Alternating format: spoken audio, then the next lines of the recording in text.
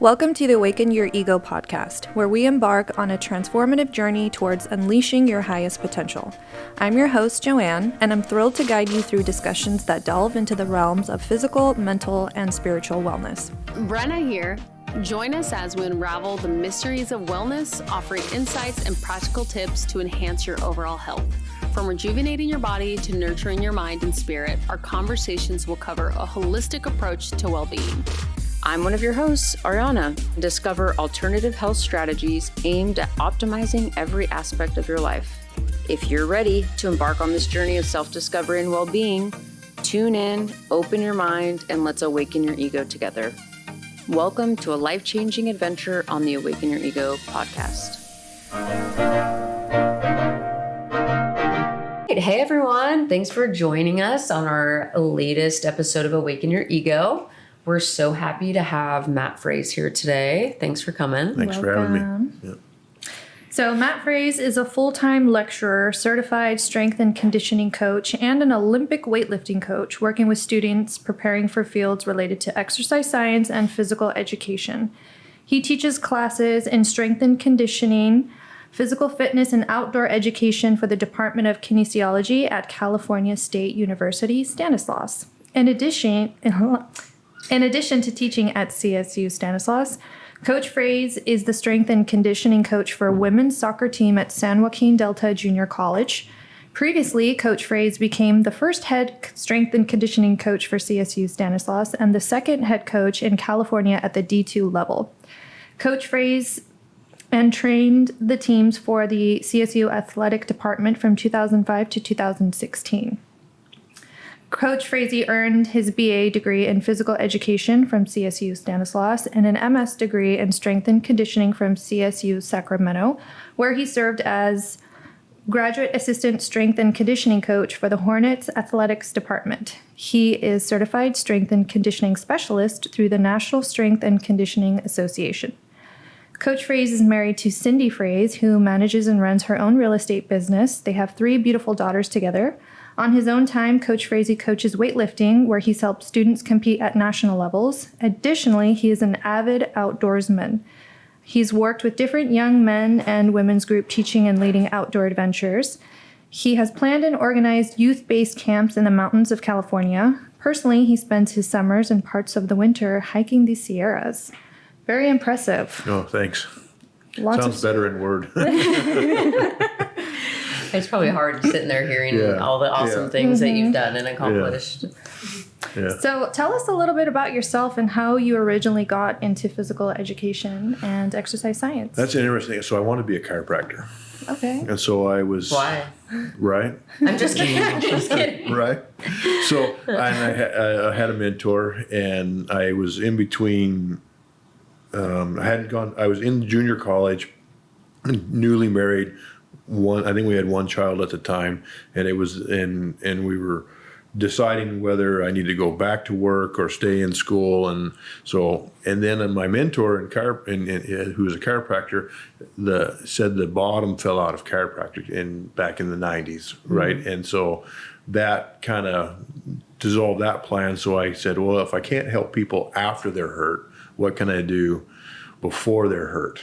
And I was actually reading, this is dumb, I was reading a bodybuilding magazine, and there's an author named Bill Starr, and he was one of the first strength coaches in the United States, and he was coaching at Johns Hopkins, but he would write an article every month in this muscle magazine, and I saw his name as strength conditioning coach, and that's what the first thing I saw about it, and that kind of started me on that. So I started researching it and seeing what it was, and then then I went to Stan State, and dumb me, I said, well, I went to the physical education department, and athletic trainer sounded like strength conditioning coach, right? So I thought, well, I'll do that.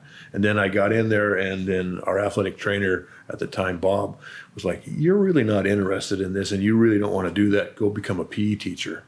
And so I switched to PE and did that for 4 years. And interesting. So I was looking for a school to go get a master's degree in strength conditioning. And the only program in California at the time that I went that actually had something that said strength conditioning was Sac State. So I got really, really lucky because we had 2 national caliber Olympic lifting coaches there.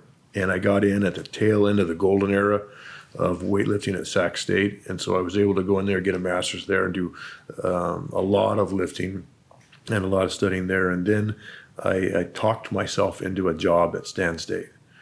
I went in there and said, I want to be the strength coach. They said, well, you don't have that position. And they said, you could go and talk to the individual coaches. And so I talked 2 coaches into it, women's soccer or women's softball. And that was how I started. And then I just got a team at a time until I became the head strength coach. Look at you having that riz, just going in there like you're going to hire me. Right. I told him I was Cindy's husband. You know my wife, right? Right. No, that's funny how kind of life works like that. Right. Like you were inspired in a couple different ways and things clicked and worked out. You wouldn't think so, because at the time that I became a strength coach, there was one at UOP and one at Fresno in Sacramento. That was the 4 in the Valley. And then, so there was nothing at the D2 level. The first strength coach was in Humboldt. Mm-hmm. And then the only reason why I found out I was the number 2 guy is because I was talking to him and he said he was the first guy, and I was like, you're the second. So maybe there's a second guy, but as far as I know, I can claim it. But you know, to be a head strength coach in Stanislaus County is like unheard of. You know, now it's pretty regular. There's strength coaches everywhere. But yeah, it was fun. Oh, that's awesome. What do you think sets you apart from other coaches in the same field? I don't yell. I don't scream. I don't yell. And I think my biggest coaching philosophy is it's not about me. So if you walk into the weight room when I'm coaching, you won't see me at the center. I won't be the loudest person in the room. I won't be moving around to where everybody focuses in on me. I keep the focus on the athletes, and I keep it more centered to them. I look at it in the sense of I can't do my job if they're not there. Mm-hmm. So instead of saying you're here to be coached by me, I'm here to coach you. And so I think that's the biggest difference, because my strength coaches, when I was at Sac State, and they were professors too, didn't have big egos. They're very humble men. And so that's kind of how I patterned it. It's like it's better to be humble and help. And I train mostly women. And, you know, and Brennan can tell you the truth. It's like if you yell and scream at a female team, they're not going to listen to you. They're shut down. They they just ignore everything you're about to say to them. And so I stopped. I don't do that. And I think that's the big difference. And what I love about it is my female athletes could give a crap how much I lift. Mm-hmm. They don't care. And it's more about how can I benefit them in their sport. And so that's what it's there. I'm there as a help person, and to help them become better athletes, not think that my strength and conditioning that I do to them is the central key to their life. You're not feeding your own ego through coaching. You're like helping them become better. It's just a part. You just play a part in a role. And you get to be a cheerleader. Mm-hmm. You know, I get to be a fun part of their day. And that's really cool. I like that. What do you think is the biggest difference between coaching men and women? No, you can coach men like women, but you can't coach women like men. Interesting. I'll tell you a story. So I was in the middle of coaching men's basketball and women's volleyball. So I was, and men's basketball being little turds. So I was yelling at them, raising my voice, and this is how it got me to stop raising my voice. I was yelling at them, maybe saying some things that were colorful, and then I'd walk over and talk to the volleyball team. Well, I was going back and forth, and somehow in the middle I switched. So I'm yelling at volleyball. I don't think I was swearing, but I know I was yelling, and I was talking calmly with basketball. And then lucky for me, volleyball is a really good team, and the captain of the team walked up, put her arm on my shoulder and said, "Hey, we're not men's basketball." And I said, "Did I?" And she said, "Yeah, you just switched." But what's impactful was men's basketball stopped screwing around. All of a sudden, they started getting in line, and I went, wait a second here. If I treat them the same way I treat my female teams, they all do better. So maybe you don't have to be the big alpha male in the room. Yeah. And so once I stopped doing that, everything went well. Like I had a lot of fun. So that's kind of what sets me apart. No, it's interesting you say that, because I do feel like I had a coach, like a soccer coach, right, in high school, and he was very used to training men or boys at the time, right, high school. But then he tried to train us as female athletes, and it was like we had no respect. It was really because it was just he was training us like men, like you're saying, Right. and it's like we couldn't care less what he said. It was kind of a joke almost. Because I think women do have that nature. Like, if you're going to be harsh or mean, then I don't want to be your friend. Yeah. Like, I'm not going to listen to what you say. Right. What's interesting, though, is if you don't yell at them and you make it a comfortable, more relaxed situation, they will run through walls. I guarantee you, if you go back to my teams, I put the women's team through harder workouts, tougher workouts than I ever did the men, and they always were successful because it was they respond to better coaching. You know, where guys, it's always like, hey, I don't want to listen to you because how much do you lift? You know, and it's like it's not about that. Yeah, they're comparing. But it's helped. You know, and you'll get into it later on. I use coaching to be a better dad, or that's the goal, because it shows me my weaknesses, what I can do in coaching, but I somehow screw it up when I get home. So that's how I look at it and go, why am I not having a problem here, but I'm having a problem here? So, you know, it really highlights a lot of things. So. Yeah, I like that because I feel like coaching, in a sense, is a type of parenting. Because, I mean, me growing up, my parents would yell and scream at me and try to inflict fear. And they would always say, I want you to respect me. But it's like, fear is not respect. Right. I would be more respecting if you talk to me calmly and like help me understand why you're upset or why I need to do what you're screaming at me to do. I was talking to some of my, I train on the side too, you know, in my garage, and I was talking to a couple of them, and they were asking a question about personal trainers and making people extremely tired and sweaty and all these things. I said, well, what you're doing is creating a dysfunctional relationship. You're literally, when you ask a trainer to yell at you you're asking for an abusive relationship, and you've put the client as an abused individual. You can't. It's not a win-win. You're creating triggers. You're creating all kinds of emotional issues because you're teaching somebody it's okay for them to accept treatment to themselves in a dysfunctional way, and it's not that way. You can be completely pleasant, you know. And just be kind. And when you do that, they push. They push hard, and people respond to that. No, I love that you've noticed that and like found that out.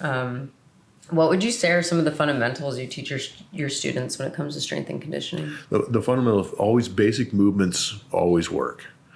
Basic and beginning programs are always successful. Advanced programs only work for a select people. The other thing, too, is it's not so much about the weight, it's more about the movement. I'm a big weight guy. I like weight, but it's the risk-reward in the sense of if we go too hard in the gym and they get hurt in practice, that's a problem. So I use enough weight to cause the change in their bodies that I need, but not enough to cause harm in the practice. So I'll give you an example. For women, somewhere between 125 and 155 pounds is the sweet spot for back squats and deadlifts, which is not that much. But you can go look at the record at the schools I've coached at. We win. And that's what we squat, that's what we deadlift. But what happens is they're strong enough, but now they can give 100% in practice, but their reserves aren't so tanked that they're not getting injured. So that's kind of the difference. What I try to teach people is don't harm them. It's nobody's ever, you know, lost a game and walked up to the winning team and said, yeah, but I squat more than you. It's like irrelevant. Yeah. Like nobody cares. You know what I mean? It's like scoreboard, you know, it's like, so you're there to be part of the program, not to be the program. And so that's what I try to teach them a lot. I teach a lot of Olympic lifting because that's my passion. That's the way I do it. There's lots of ways to roam. That's just the pathway I choose to use. So, no, that's awesome. How do you motivate your students to overcome their mental blocks? I lie to them. No, it's true. I completely lie to them. How? So there's a study. I was in grad school, and it's called expectancy theory. And they did a research with kids in elementary schools, and they highlighted some kids on a piece of paper and went to the teachers and said, everybody marked in yellow is an advanced fast learner. And then they came back in 6 months and they tested the kids, and every kid that was highlighted was an advanced learner. And they stopped the study because they thought they were harming the kids. And they were, but they randomly picked those names. Mm. And they argued with the teachers when they said, we randomly said, no, those kids were actually fast learners and high level. And what expectancy theory is it's more important what the coach or the teacher believes in the student or athlete than it is what the student or athlete believes about themselves. So I lie to them. I tell them that they're better than what they are. And I believe that they're better than what they are. And so it has to be, I don't like the word intentional, it's real popular nowadays, but you have to be intentional, and it has to be authentic in the sense of you actually believe that they're capable of it. Mm-hmm. And then that's what gets them to move to the next level. Makes them want to rise. Yeah. Instead of telling them they're weak and trying to get into their pride, you give them the ability. And I'll tell you another story about that. So I had, in my strength and conditioning class for a long time, I did a practicum where they had to do 6 exercises. They had 3 chances at each exercise. And I call this the Eva principle. And I had a girl, her name was Eva, and she was on the 3rd exercise. And then she hits the first one, totally messes up. It's a cling. So she has to catch it at her shoulders, drop down to a squat, and stand back up. She misses the second one, and I'm looking at her, and so she's intently focused on me. And so the first thing I do is, I know it's her last one, I move to the side so she can't see me anymore, and she just blows it. And I'm looking at this girl, and I was like, I can just ruin her college career right now by giving her a failing grade for one exercise, or we can continue. And so I looked at her, I said, Eva, we're going to do this until you get it right. And so I just tired her out. I knew she could do the exercise correctly, but because I was there testing her, she didn't believe in herself. So I just ran her through that exercise until she forgot I was there, and then she did it. Mm-hmm. And so she passed the class, and the next semester I had her in another class, and it was called team sports. And so she's got ADHD and hyperactivity and some other issues with it.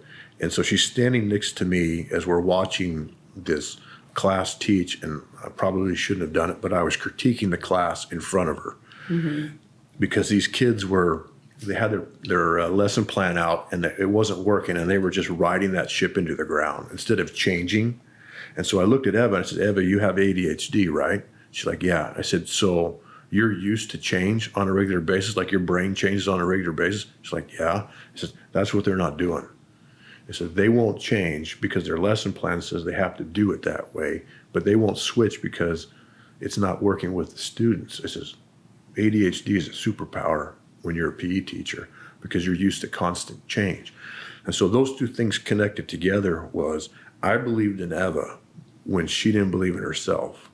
Then we taught her in a second class that her weakness, supposed weakness, that everybody had told her that, was actually a superpower. And now she's a phenomenal PE teacher. That's cool. Mm-hmm. So it's like you have to believe, but it's more than that.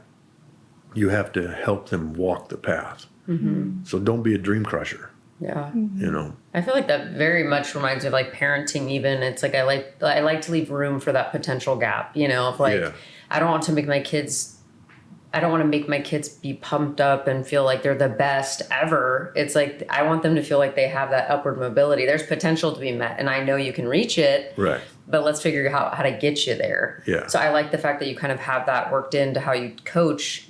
You leave that that potential. Yeah. And I wouldn't call that lying. No. But I get what you're saying. Yeah. It's like you're kind of letting them know that there is more that There's they can more attain, there. and it doesn't mean they're bad or it's negative. Right. It's like there's just potential. Yeah. Like, oh, sweet. So just from speaking with you so far, you sound like a great coach, like someone I would have loved to have coached me. We understand that you did some coaching of your own at Ego with our consciousness coach, I did. Lisette. If you don't mind sharing, what were or why did you originally, sorry, we'll cut that. Why did you originally seek out consciousness coaching? I didn't want to go at all. Oh. I wasn't going to go. Who pressured you then? Well, so what happened was Ariana was working out at the garage, and we have good talks. And so Cindy was there, Cody was there, and we were talking, and we were talking about dealing with personal issues. And I flippantly just said, I just like to bury them deep and let them bubble up. You legit said that. I did. That's a quote. And so Ariana knows one of my biggest weaknesses. I'm obedient. Okay. And so she said, well, I've got this person at work that does this, and I've gone and done this. And I said, well, that's good for you, but that's kind of crazy, so I'm not going to do it. And she said, well, and right up, because you know Ariana, you don't go head to head with her. Yeah. She said, I got an appointment at 2:00 for you tomorrow. And I'm like, crap. And you were obedient, so you showed Exactly. So what I didn't know is she didn't have an appointment at 2:00. So she got on the phone as soon as she got in the car and said, hey, Lisette, I got somebody coming in to see you. You got to be there at 2:00. So I went in because she told me to go, and I'm not going to be like pouting. So I was like, I don't know what it is. I walked into Lisette and I said, just teach me how to breathe and relax, because, the prideful thing. And she's like, no, we're not going to do that. And she did some things. I didn't understand a thing that she did, but I felt better. And on the way out, I said, I don't know what you did, but I feel different and I'll come back. And that's kind of how it started, is I think, when you go into to self-reflection, you don't know what to see. You don't know what you're doing. If you're triggered, the world is, you're viewing it through your trigger. You're not viewing it through reality. So, and she, and to be, I don't know if you can swear on this or not, but Lisette calls my bullshit out. Like, she does not stand for it whatsoever. Like, she used to, one time, it was so embarrassing. She was, we were talking and she mimicked me. I thought she mimicked me. Right. And in an argument, those arguments that nobody's supposed to know about, it's 2:00 in the morning, you're arguing with your spouse, and she's mimicking what I would be doing. I didn't know that she was just mimicking every male. Right. Personal. Right. I thought, how did you know that's what I sound like and that's what I look like? And whoa, that's what I sound like and that's what I look like. And then after the session, she's like, everybody does that. Every man's like that. And but I was so embarrassed. Right. To see it right in front of your face. You're like, what the? It's that dose of reality. I couldn't hide. Like, in my brain, I was like this, right? But in reality, I was like a 2-year-old. And then when you see the 2-year-old, you're like, I don't want to do that anymore. Like, that's not hot. That's not yet, right? That's not hot. What am I doing? Right. Yeah, I'm surprised she hasn't put me on the porch yet, so yeah. So how would you say your sessions have changed your outlook on life? That's a really good question. Well, like I said earlier, when you're triggered, you have a view of the world and it makes sense. Lisette makes me face my triggers in a comfortable way. It's not like everybody thinks, well, it's going to be scary. It's not scary at all. You're seeing scary things, but you're not scared. Like, I don't understand it, but that's what it is for me. And then I'm given the ability to make a decision about what I'm seeing, and then she helps me make a better decision or give me options. And so say the question again, because I know I'm getting off track. How have the sessions changed your outlook on life? How it's changed my outlook is, well, that's a weird thing, because after in the beginning, when I would go in, I'd have a game plan, because, I'm very structured. You're a coach. You want to have a plan. I want to have a plan. And then I would try to have a plan afterwards. And we call it spinning. I don't know if that's the psychological term after it, but I feel really good, really high after a session. And then I just lose my shit in about 2 days. And my wife's ready to just like go somewhere else. Go on a walk and figure this out.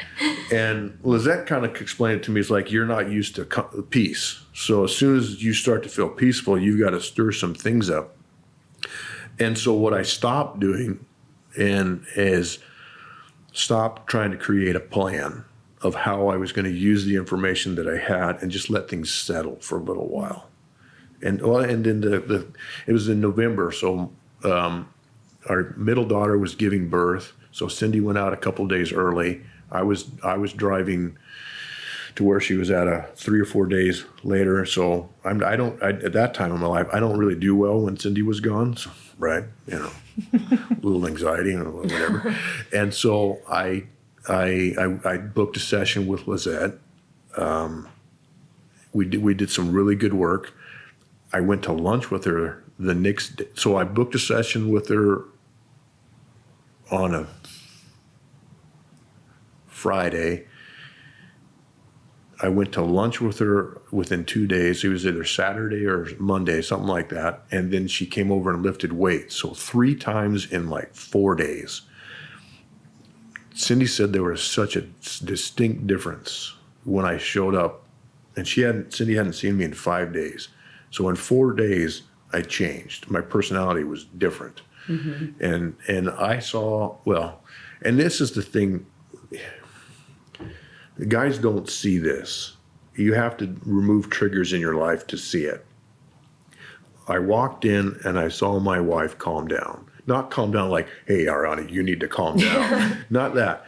I saw her within 10 minutes of interacting with me, stress go away. He's not going to do this. He's not going to do that. I don't have to worry about him. He's not going to lose his marbles. And that's how I do it. I release the idea of how I'm going to use the information and just let it settle and kind of come through, you know. So. Well, and I think we've talked a lot on this podcast about like default wiring, right? And how like the environment you were raised in, how you saw relationships, the friends you had, the traumatic experiences, it all kind of is stored in your brain, your operating system, and it's like that's how you view the world. You think that's normal, right, to you. But I feel like Lisette really does help me and you as well, like see what your actual default wiring is, and then you have the choice at that point. Do I want to continue on with this default wiring, or do I need to make some fine-tune adjustments so I can do it different?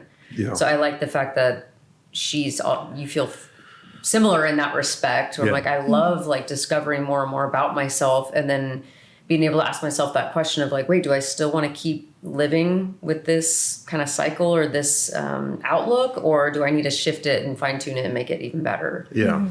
Yeah. It's an interesting experience. We've talked about my dad killed himself. My mom's struggles with some things. And so there's a lot of trauma that I didn't always remember that didn't give credit to. Yeah, and so talking to Lizette, I remember a lot of things from my childhood that I didn't. And it sounds all scary and stuff like that, and it is a little bit, but when you go back and you start working on it, you don't go back as the 6-year-old or the 15-year-old. You go back as a 53-year-old, and you're in a safe position, but you're able to view things or see things and then put them in perspective and go, I see how that skill that I had made sense then, but it doesn't serve me now. And it doesn't help me in my current relationship with my wife and kids. And now I want to make a better decision. And that's, for me, is, you know, I'm at the stage right now where we have to stop talking about stuff I'm doing wrong and start talking about things I want to do right. Because I'm a coach. You tell me what I'm doing wrong, I'll fix it. You know, and I can run that train for 10, 15 years. But it's also this, like Cindy's the exact opposite. She talks about she got to do all the fun stuff, the manifestations and, you know, bring back your power and all that stuff. For me, it was like, we're going to deal with these issues. But now the scary thing for me was like, what do you mean, like, dream? What is that? I don't want to do that. Like, I want to be in reality and fix my problems. But now she's pushing me in that area, which will be interesting. It's like letting go of the control so things can just flow to you instead of forcing it through. Right. Yeah. How would you say it's affected, I guess, your and Cindy's relationship? I mean, your story gave an example, but I mean... So I'm in trouble right now with Lizette on my wording on this one. So this will be on tape and we'll have a session on it again. But I believe men are always wrong. Stop it. That's not cool to say. I know it's not cool to say, but I don't have a better word for it, but I'll explain it a little bit better. And I don't know if people talk on 5 languages, but I'm going to say 5 languages. Women can communicate on 5. Human beings communicate on 5 languages. Women understand and can interpret and communicate back on 5 languages. Guys do on 2 or 3. We at least don't pay attention to 2, which means that we don't see how I might say something kind to my wife, but my tone, my emotion, and the words that I choose to use are not kind at all. So I think I'm being kind, but it's not coming across that way. And then you add triggers on top of that, and now you're narrowing what you pay attention to. You don't realize all the things that you're using. And I think that's the difference between, if you had to speak generally or stereotype, girls are way better at using the 5 languages. Now, they may not use them successfully, but they at least understand them. Guys don't understand that, hey, the word I choose or the intention of my my thought process has a meaning. This is good. Just believe me because I say it's good, even though my facial expressions are not going to say that. My body isn't going to say that, and my tone's not going to say that. And I think that's where talking to Lizette has made me more in tune with how I'm doing things, why I'm doing things. I say I'm sorry a lot more, and it's probably not productive, but I still think it's important for me to say, I'll say, I'm not going to say this right, which gives them to ideas like, I know I'm broadcasting on 5, I'm paying attention to 2, so the other 3... Take it all with a grain of salt. Take it all with a grain of salt. So what it really means is I'm going to be watching your reaction because I don't know what the other 3 languages are saying, but I know you do. So I'm going to say this. And then if the reaction comes back, then I know that I messed up or I did it right in the other 3 languages that I'm trying to communicate in. So I'm much more intentional about looking at the consequences of my communication with Cindy. But the biggest thing that I think is I think all boys have problems with their mother. They all have mama issues. It's not fun. And then we spend a whole lifetime trying to, so we find if it's good or bad, some group people have great moms, some people not so much. And they'll go out and they find someone to be their partner in life. And if they didn't like what their mother was, they find somebody that's not their mother. And then they spend the next 20, 30 years trying to make them their mother with all their triggers, right? And what I found is Lizette reveals to me my triggers of going, and she goes, look, you married Cindy because she's this, and this, and that's what you wanted. Like, yeah, that's what I wanted. But you treat her like this, and this, and you put her in a box like this. I'm like, oh, I don't really like it when you say that out loud, but that's really kind of helps. So for me, it's like, okay, it's my job to stand back and look at Cindy and go, what is she trying to be? How is she trying to mold her personality and not try to inflict my will on my problems, onto it. And that's they're temper tantrums. Let's just be honest. They're 2-year-old temper tantrums, and go, okay, I'm trying to change you because this is the trauma that I have in my childhood was comfortable for me. Now I want it here. Trying to create this weird Right. dysfunction. And Cindy's going like, look, I really like this guy, but he wants me to be mad at him all the time. He wants me to, and she's like, I don't want to be that. Yeah. And isn't it bizarre how you never intentionally were creating that environment? It was just so subconscious. Yeah, it was so eye-opening when I would tell Lizette so when you first go into therapy, you think, I'm going to fix my wife. I'm going to tell Lizette everything. I'm going to get someone on my side to tell me I was Exactly. right, and they're crazy. Then they turn it on you, and then you're a little bit pissed for a little while because you're like, hey, why is it always my fault? But what happens is you realize, oh, because manifestation works in positive and negative and anything in between. I'm manifesting Cindy to be this, but yet I want her. I married her because she's this over here. And that's where that divide is like, so now I need to make decisions over here. And I still mess up in that area. And I'm sure you do. Yeah, right. You just get on a list, right? Cindy's taking notes right now, which is a good thing.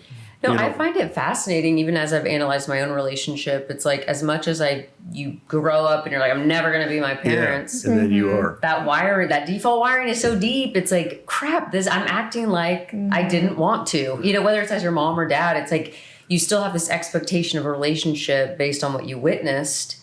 Even though you're trying to create something new, you're still falling into weird old patterns. And you're like, wait, is this coming from me? Or is this how I felt as a kid observing their dynamic? It's bizarre. It is. And it's really hard to go, whatever was done to you that you really didn't like, and you think, I'm never going to do that because I don't like the way that made me feel. I'll never do that to another person. But yet in trauma, you literally do it to another person. Yeah. And you think you're not. And then when you find out, you're like, oh, wow. That's the motivation for change. When I finally had my eyes open, you get glimpses when I realized, oh, this is what I'm doing to Cindy. Yeah. And it's not me seeing it in my own head, me looking at her and going, I did that.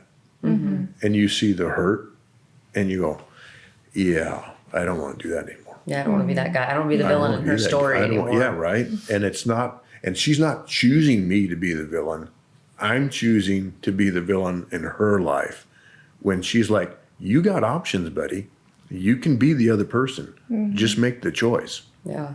But how do you make the choice? You got to be aware. You got to be aware. You got to have somebody help you. You got to have a coach that looks outside of you for a minute and go, this is your choices when you don't want to see them.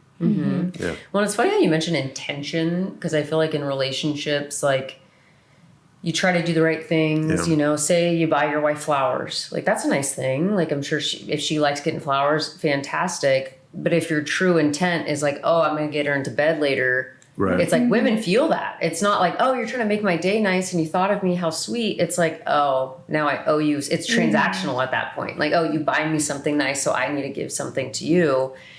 And I just find that funny because it's so subconscious even sometimes. You don't even know you're providing conditional love.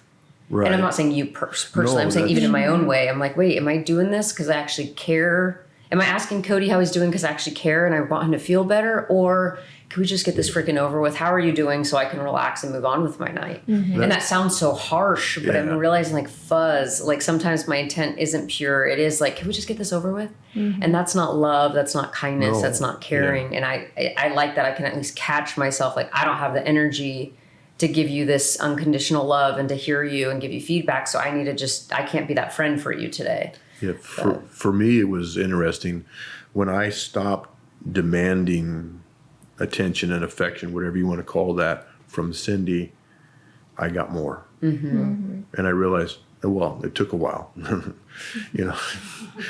a guy. But it's like that concept of like Larry and of Mice and Men when he has that mouse and he's just loves it so much and then he crushes it.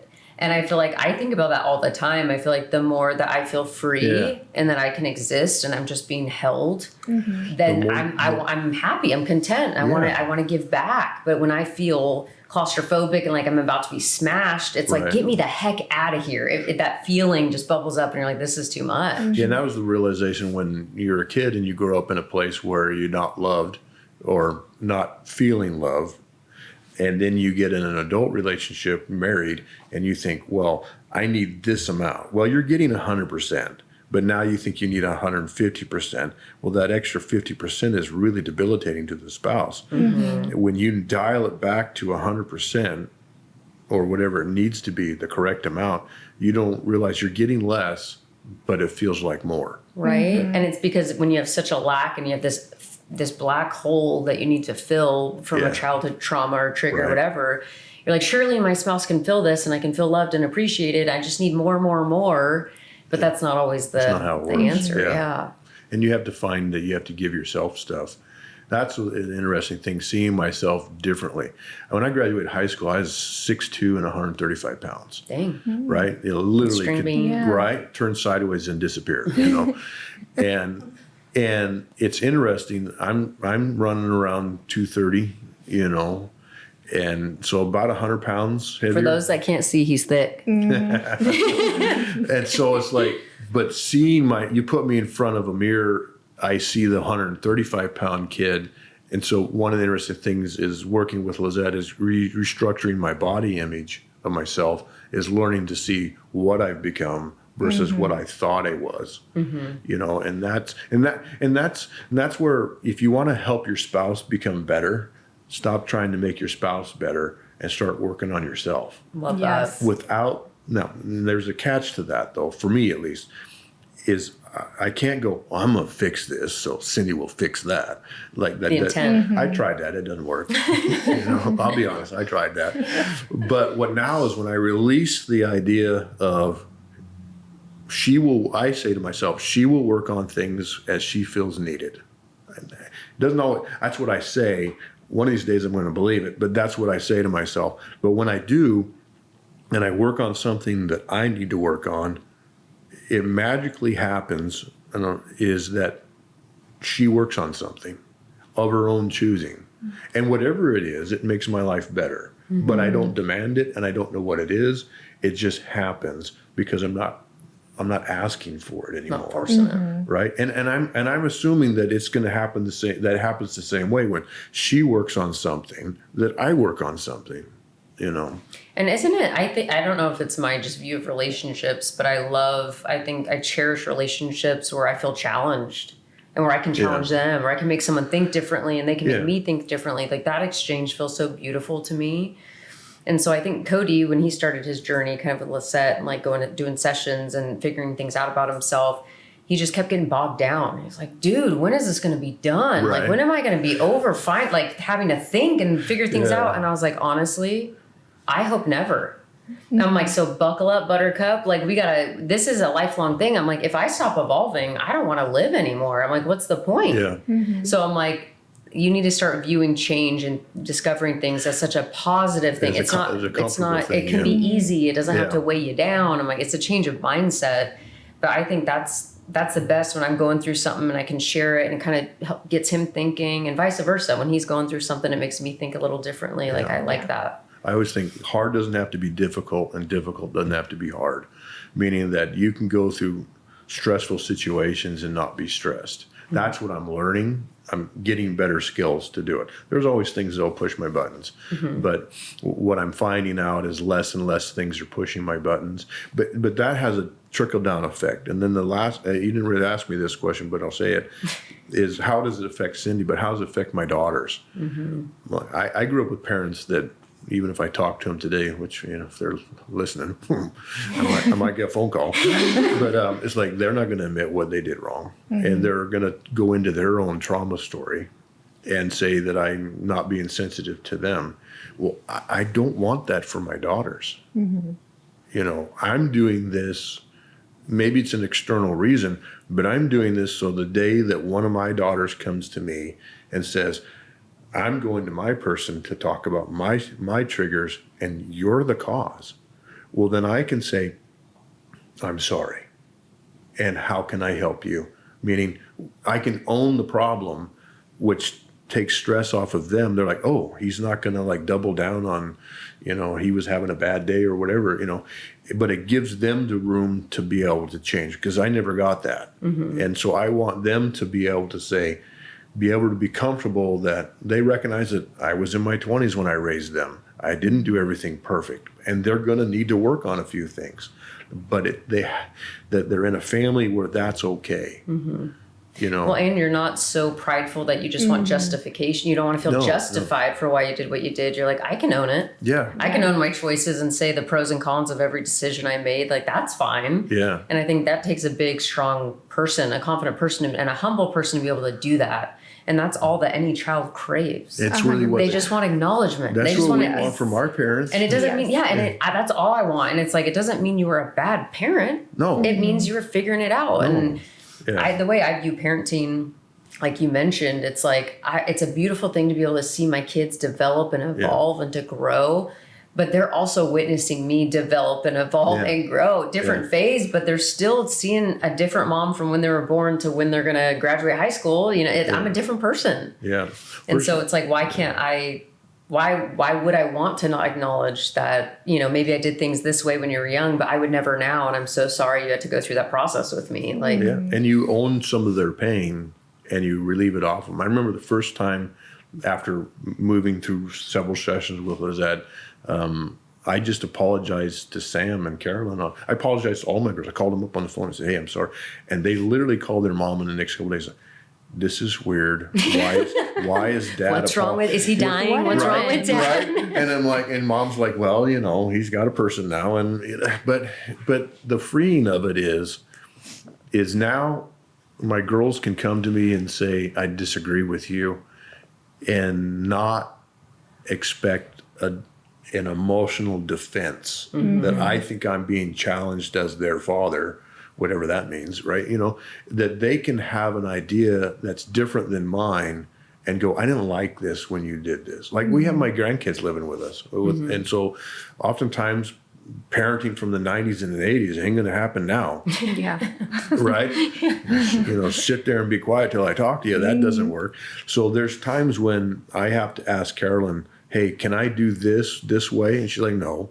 Or there's times when I react and she has to be able to come back and say, that's not how we parent anymore. But she needs to feel comfortable that she can challenge me, and that's what I want.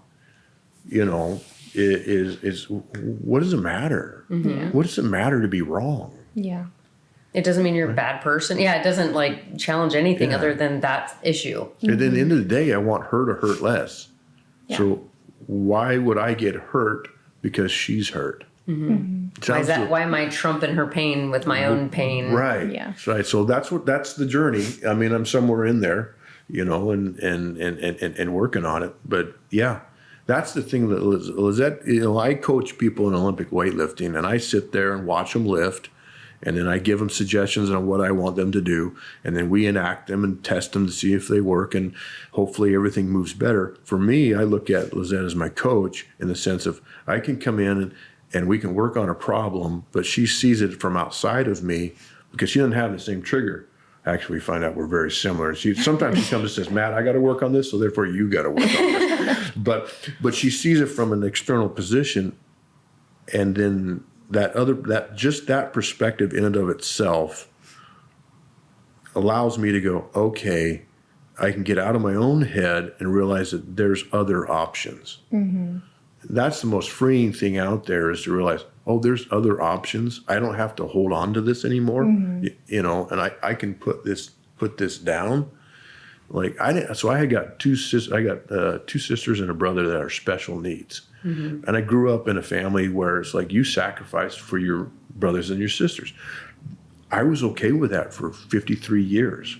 I had no idea that I was resentful to my special needs sister. Saying it out loud sounds wrong. But what I didn't realize is I thought sacrificing was normal for them. But what I didn't know, part of me felt I wasn't getting the love and the attention that I felt I needed. And while it was good for me to sacrifice for them because they needed things, the unhealthy part was my belief system that I wasn't getting what I was doing. So now I'm translating that to my wife and to my kids. But because I made the decision when I was young, it doesn't come through that way. It comes through with do as I tell you to, do as I say, don't challenge me.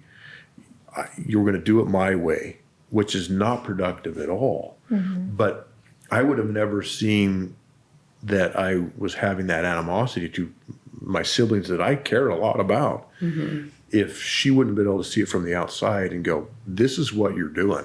I'm like, wow, I didn't know I was doing that. And it's funny when you say it out loud too. It's almost like it was your effort of trying to maintain attention and control, because you didn't have that from a younger phase, and it just leaked right into adulthood.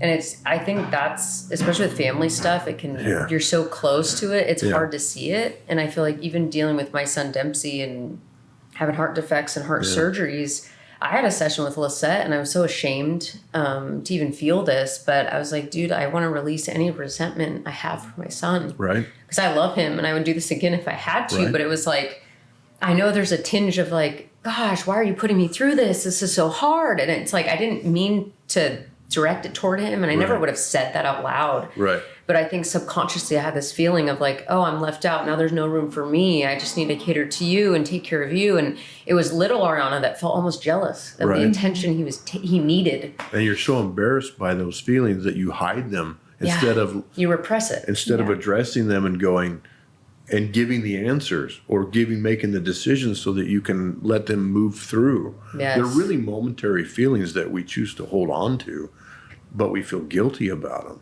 And well, that's the negative part, you know, We try to hide them. Yeah. It's like, well, yeah, you're going to feel that way. That's perfectly normal. You know, it's okay to be normal.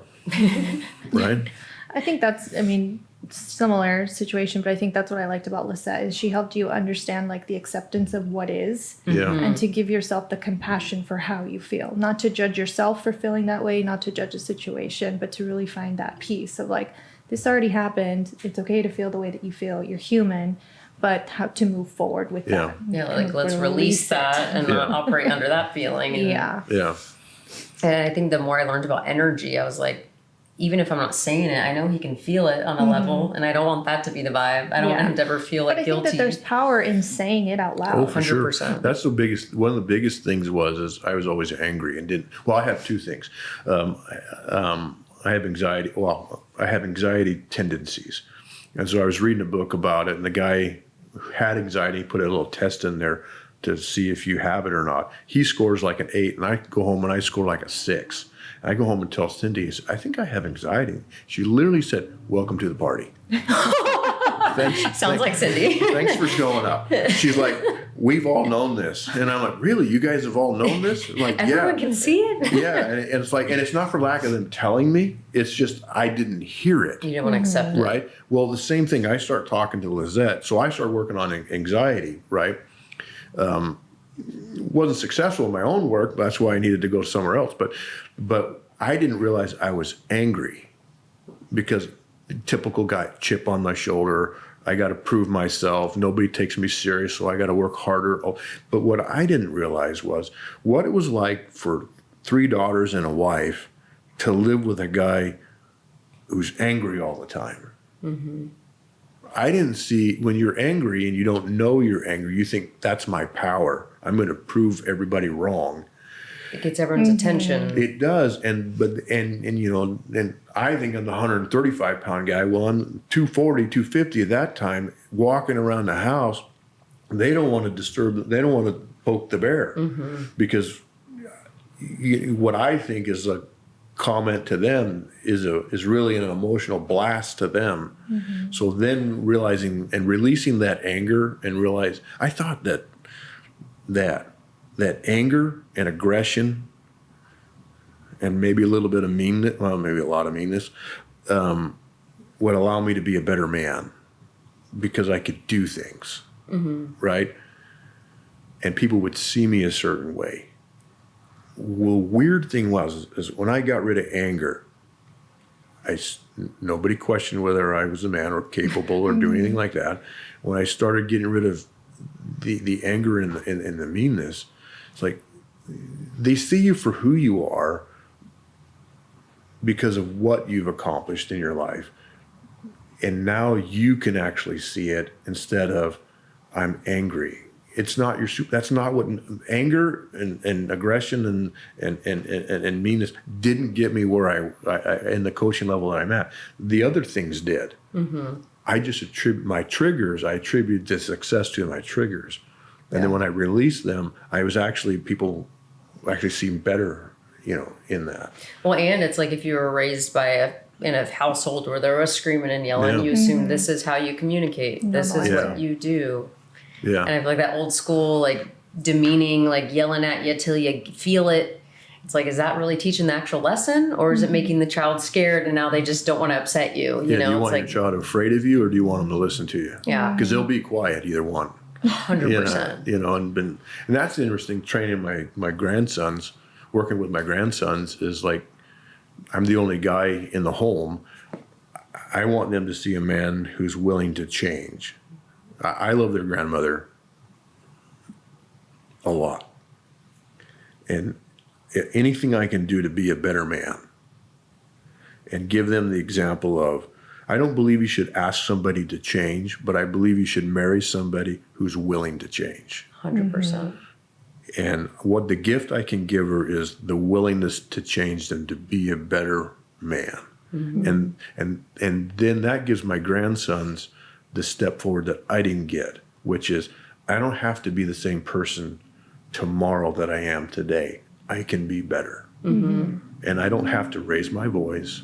I don't have to scream and yell. I don't have to do a temper tantrum to get what I want. I'm good enough.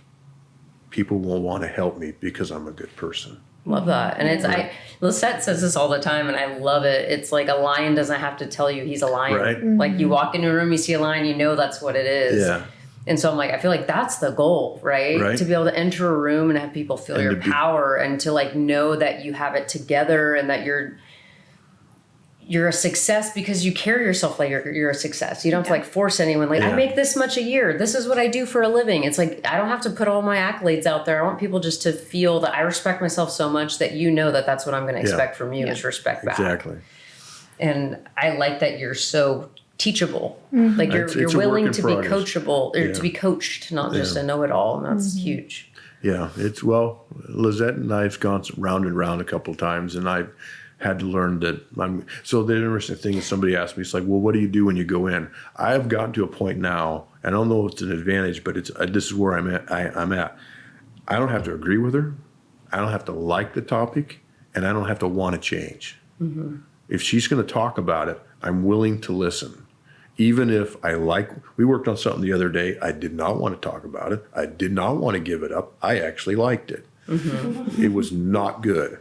But it took the 45 minutes of conversation to remove the trigger to see, I really don't want that. I don't really like it. And so the willingness to sit there and listen, and it started like one day she came over to the house to talk to Cindy about something else, probably real estate or something. And she just pulled a fast one on me. She sits down on the couch. I said, hey, what you doing here? She's like, we're here to have an intervention for you. Oh, no. And I'm like, okay, get out your list. Let's do this. Like, it's like, okay, I want to be better. It's like, I don't have a problem with people. I don't have a problem with my loved ones, in that circle telling me, I want you to work on this. Yeah. Okay, I'll go. I don't have to agree with it. I don't have to like it. And I'll put it on the list and I'll work on it someday and we'll see what happens. I like that. And I feel like in my mind, I try to take, constructive criticism and things like that in a positive way of like, wow, thank you for taking time to notice things about me that I need to address. I'm going to go think about it. I'm a smart person. If you think I need to fix this, I trust you, respect you. That means I'm going to give it a moment to think about it and see ways that I can fine tune. So in reality, I feel like that's such an act of love to be able to want to help someone to be the best version of themselves. And so we need to view it like that and not like this, like you said, get defensive and emotional and reactive about it. I started doing that in college. So I interview, in 2 of my classes, I interview my students and I ask them, what is the most important thing that they've learned in my class? Not from me, but in the class. And it doesn't I don't put any conditions on it. It could be something I taught, something that they figured out on their own. Well, in their experience in my class, what have they learned? And then we talk about it. And then I usually kind of give them the little, not you're better than this, but like, well, this is what I see you can do, which is always better than what they can see in themselves. Then the last day of class, I ask them, what do I need to do better as a teacher what did they not like about the class, and how can we improve, because it restores a power balance. Because in college, you're like, I give you your grade, you have to earn your grade. You feel at a power a weakness on that side. But when I restore it by going, you can give me critiques now, it's healthy for me to stand there and take it. They have to learn to do it in a positive way, which is what you have to do in the rest of the world, you know. And when I started there, and I have now been doing that, it's really wild to do it with your wife and your daughters, because they're like, I'm not doing that. I'm not going to tell you something that you need to do better or I don't like about you. Like, we know where this road's like, and you're like, no, it's okay to be. Now you have to not react, you know, and so you have to really like, but you know. And I'm at the starting phases with that. I'm further along with my daughters, like than Cindy, because I get it. Cindy's, you know, we've been married for 31 years. You know, like, she's taken a lot of garbage from me, so like I get that she struggles with it a little bit. But at some point, I want her to be able to say, I don't like this about you, and for me to go, okay, I'll just because you don't like it, I'll learn to deal with it differently. You know, that's the goal. Well, that's great. I think that's huge. It's like effective communication, and it's honest communication. Like, you can say what you want to say without putting someone down. Right. And I think that's important. Not a lot of us know how to do. And you can take it without being put down. Yes. That it's just a behavior that she doesn't like that I do. It's like there's enough trust there that, you know, this is a productive thing, not a put down. And that's a thing I've been doing in the last month or two. Like, it's not, I'm not evolved that far, you know. So. But I straight up asked my... Looking to boost your energy and vitality? Try liposomal NAD from Ego Beauty and Wellness. With liposomal technology for optimal absorption, experience enhanced energy and cellular rejuvenation. Liposomal NAD, available at Ego Beauty and Wellness. Discover your vitality today. Visit www.egodefine.com to learn more and purchase.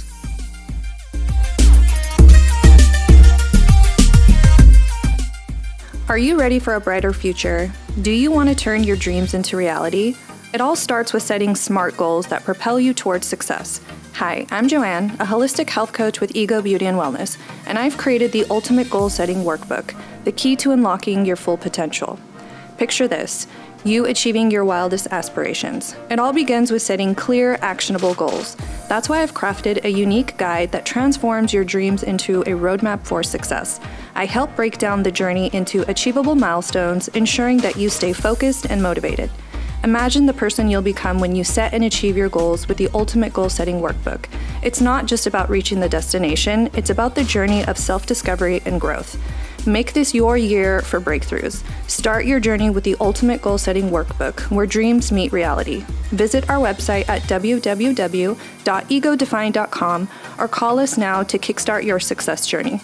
Your goals are within reach, and Ego is here to help you grab them. 8-year-old daughter Sawyer that the other day. I was like, hey, what's something mom does really good at and what's something mom can work on? And I could feel her hesitation. She didn't really like know how to approach, like how to give me criticism or like give me something to work on. And she's like, well, what about me? And so I started listing things I love about her. And I was like, well, you could be a little bit more clean and organized and pay attention more. And she was like, what? She almost got offended. Like, I said something nice about you. I'm like, well, I was looking for honest feedback. Those are all honest things. They're not offensive, but you wanted to know what you could work on. Yeah. It's an interesting, it's not hurtful. It's learning. Learning not to take offense and realizing that they're not doing, it's not criticism. It's they need to be able to have a conversation with you about things. And at the end of the day, I love her enough to change. Like if you look at it, like, lose my wife, stop putting my socks on the floor. What am I going to do? What am I going to choose? You know, what was the other thing the other day? Putting my headphones in when I'm watching a YouTube video, sitting on the couch. Like, right? Yeah. That one hits a little bit hard. Brenna was triggered right there. Right? It's like that big, that's not a big change. But reduces so much stress over here because it really annoys her. It's really inconsiderate. It is. It's really annoying when people do that. It is, right? But you don't see it because you're like, I'm watching this video. I'm turning it down low. Yeah. But it's like, but for her to be able to say, just put your headphones in instead of on the couch looking at you going, put your damn headphones in. But asking for, and that's an important thing. Well, and it's I keep thinking about kind of something you said earlier about like being willing to view things in reality and not this fantasy. Like, oh, everything's fine. It's fine when I do this. It doesn't bother anyone. And it's like, can you actually let yourself see reality and hear the honest feedback and be like, okay, well, I see how that's annoying. My bad. That's the interesting thing. So it's like when I tell other guys, I got a person, the first thing they're like, oh, don't spread this over here. I don't want to. And then it took me a long time. What was really the reaction is, well, I don't want to see reality. Yeah. And then it was like, oh, you're scared of reality. And it's like, it's really not that scary. Yeah. Yes, there were hard times when she showed me some things about what I was doing, but it wasn't in a hurtful way. It was painful in the sense of like, if I was mistreating you, that what I saw, that was way more painful for me to see how it was affecting you than what I was, my bad behavior. And then I was like, okay, I would rather see reality because it's really not that painful. The painful part, the real painful part is when I'm not living in reality and I'm thinking this world, that I'm not seeing how other people are dealing with it. No, we've talked to Dr. Rhodes before, my dad, and in the past he has said, I don't want to do that. It's like cleaning out your garage. You got to pull everything out, reorganize it, and put it back in. And I was like, Dad, what are you actually scared of seeing? You are who you are. Your past is your past.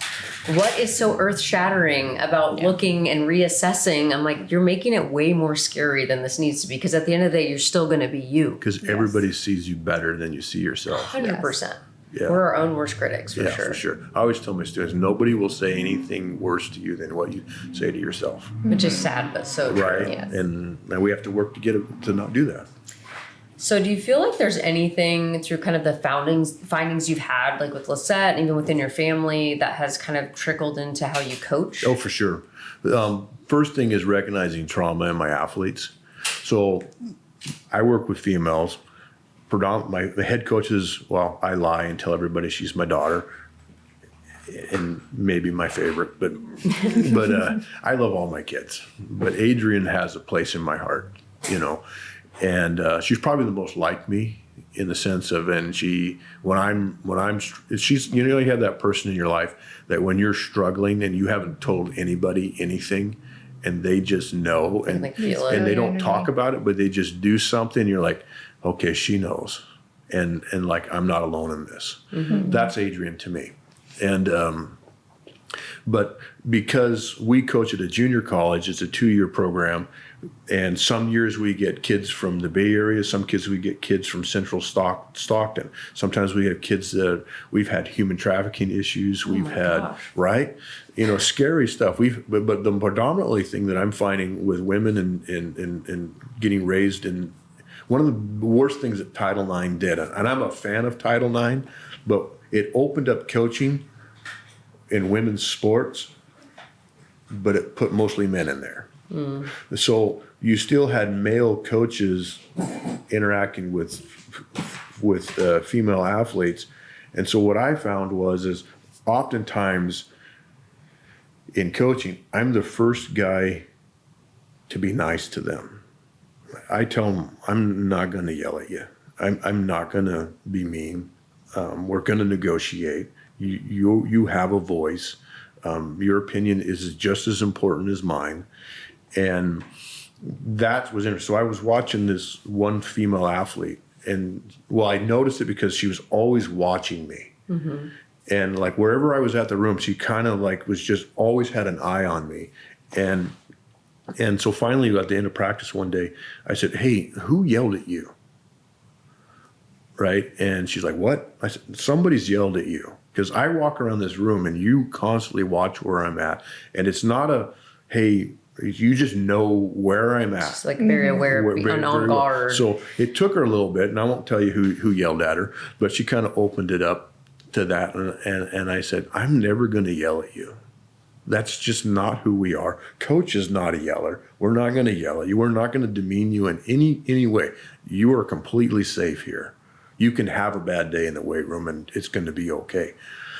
Night and day experience. The next day she walked in the room, it was like I was her best friend.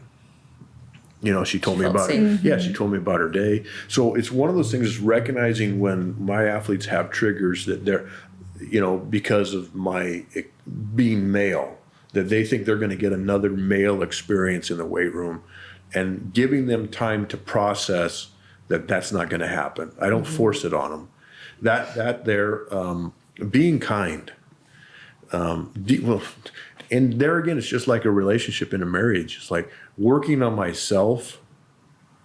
Like, I noticed that my athletes were a lot nicer to me when I worked on myself. And I wasn't looking for them to fulfill something in my life. I was working on to fill it myself, and then all of a sudden they would rise up and do things. And I don't fight with them.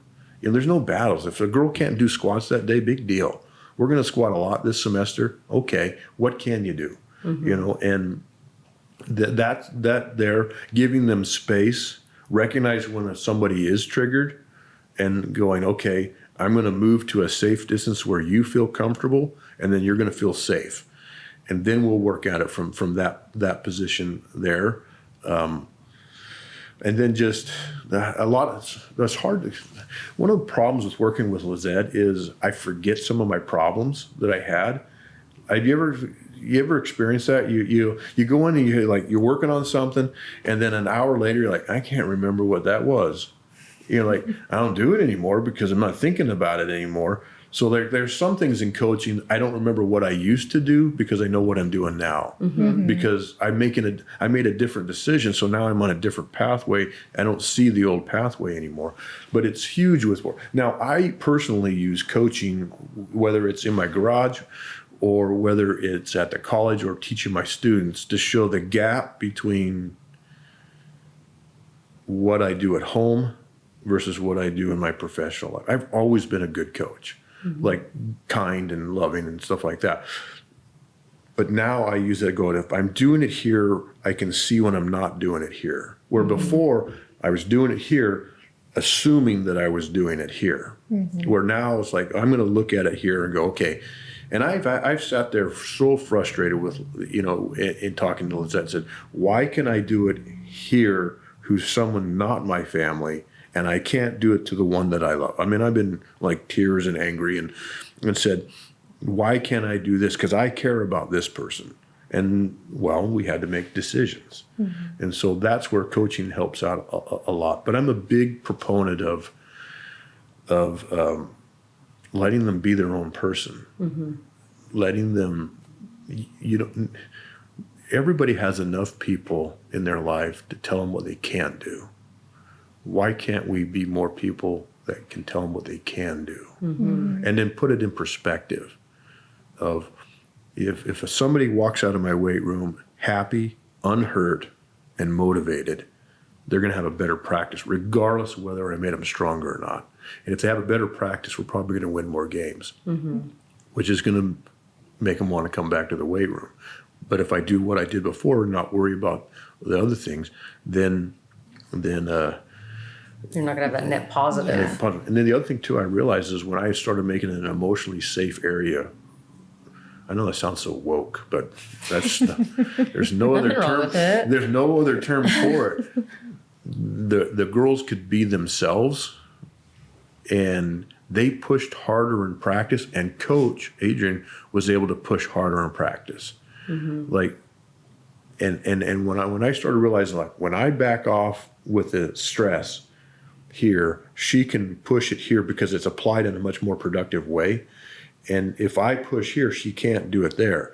But this is more important. And so I do enough to cause the change that I need, but not to be stressful. And then she's able to apply things there. So it tells me it's an emotional self-regulator. And that's really what, I guess that's the long answer is, Lizette's taught me to emotionally regulate a lot better in there. And I look at all these girls as like they're my daughters. I treat them that way. I love them that way. Whether they know it or not, it doesn't really matter to me. And I look at this and go, if I sent my daughter to a program, what would I want them to have? How would I want them to be treated? How do I want them viewed as a woman? Like some of these girls, I'm the first guy to look at them as a human being and not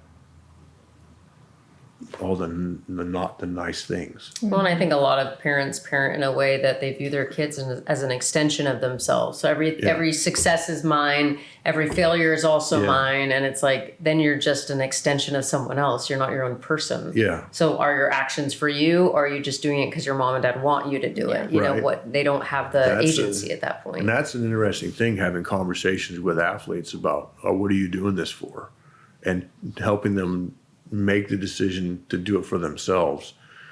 And then sometimes you have to say things like, hey, you don't need to put up with that anymore. Helping them finding their power, not turning them against anybody, but helping them find their power and speak up for themselves, which is always going to be healthy. It's not going to be, it is going to be tough medicine for the person that's unhealthy in their life. It's needed, but you have to be the healthy person in their life. Oh, for sure. What advice would you give to other men, husbands, fathers that may be considering therapy, are maybe afraid of it? Well, a couple things, and we'll probably get into this. First thing is get your hormones checked. 100%. That's a good point. 100%. I had, like Cindy can get people to ego like left and right because, you're going to get the face stuff and all this other stuff. I start telling guys, you should probably get your hormones checked and your testosterone. It's like what? You don't think I'm manly enough? Like, I don't really care what you are. It's like I don't know what you're working with. What you're working with, but I guarantee you, your anxiety is going to go down and you're going to feel better. You're not going to be buff.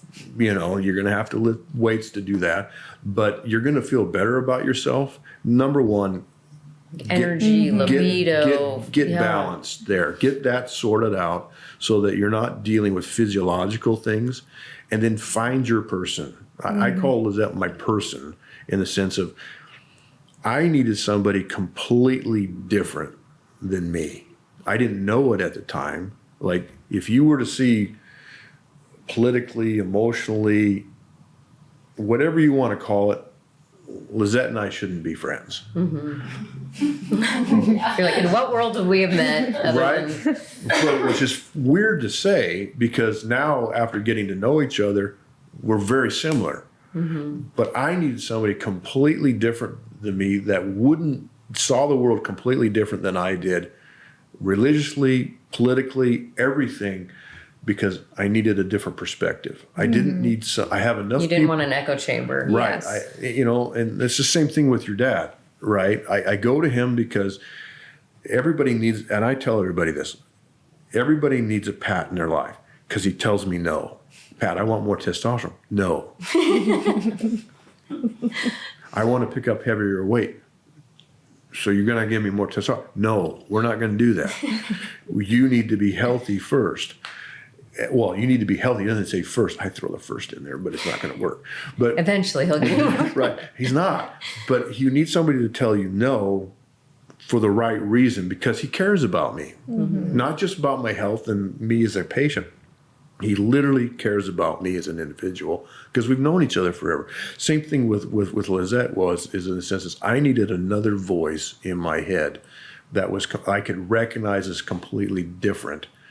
And then I started to see the similarities, and then I was like, okay, now I'm putting down my biases, my holdups, and now I'm starting to see reality.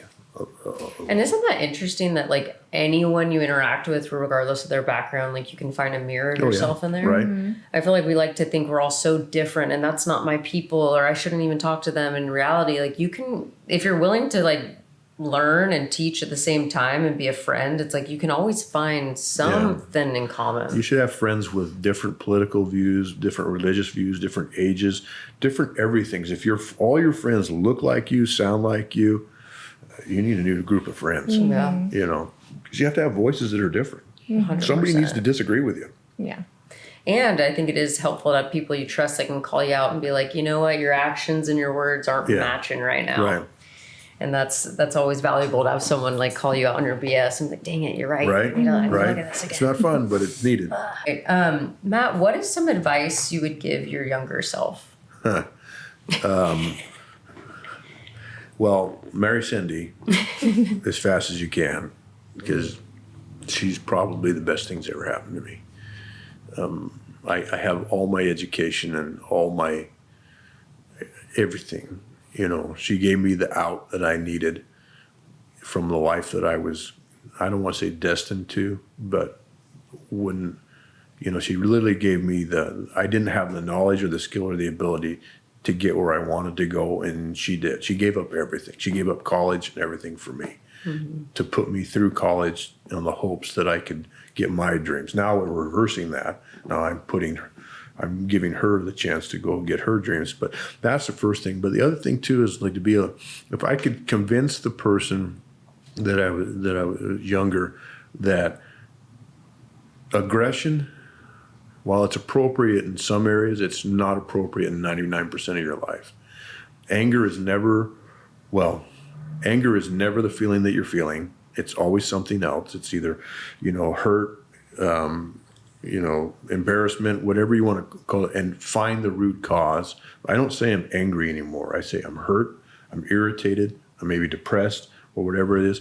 And it doesn't change the feeling, but it stops me from that circle of stops you from projecting. Projecting, and I can't project depression. I can't project, irritation, but I can project anger real easy. Mm-hmm. So that number one is putting that down, and then be comfortable in being yourself. Mm-hmm. You're going to be a good person, so it's going to be okay. And in fact, Lizette and we've had sessions on, if my younger self could see who I am today, they would be pretty happy.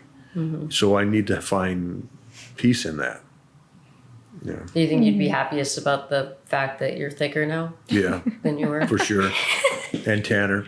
Very tan. Right. Don't worry, you're going to get real hot, younger Matt. I don't know about hot, we're going to get there. No, I love that, all the information that you've shared with us, and we appreciate your vulnerability too. Thanks. I know it's not easy for a lot of men to come on here and share their personal life. I'll share one story with you. Sorry, but I was so my dad killed himself when I was 19, and I was in a session with Lizette talking about it, and Cindy was in the room. And I don't know how it worked out that way, but Cindy happened just to be there. And it was a hard session. I was working through some pretty emotional, strong trauma and stuff like that. And at the end of it, Cindy said, hey, do you want me here? I mean, are you okay? And I said, when you want to change bad enough, you don't care who's in the room. Mm-hmm. And that's when I found that Lizette could help me, that's my person. I won't go to anybody else. When I could find an outlet for my pain and dysfunction, and I could get help, and I could see change, bring your whole office in. I don't care. Is it going to be embarrassing? Yeah. Okay. Just bring a needle. I'll pass out. Doesn't matter. Yeah. Right. But it's like I would rather change than be embarrassed because my problem. Yeah. Mm-hmm. Your desire to change outweighs your embarrassment for owning my problem's not going to be my problem for very long. Yeah. Right. But the change is going to be impactful. Mm-hmm. Yeah. I love that. That's great.